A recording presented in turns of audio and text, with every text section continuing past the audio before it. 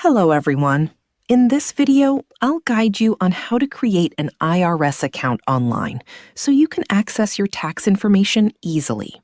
First, open the official IRS website and click on the Sign In or Sign Up option for online account access.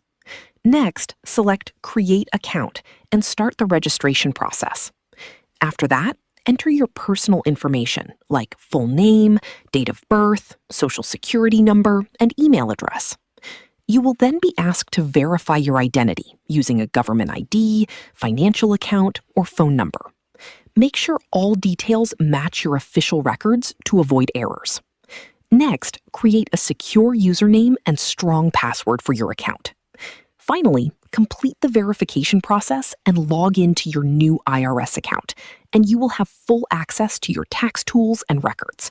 Subscribe the channel for more videos.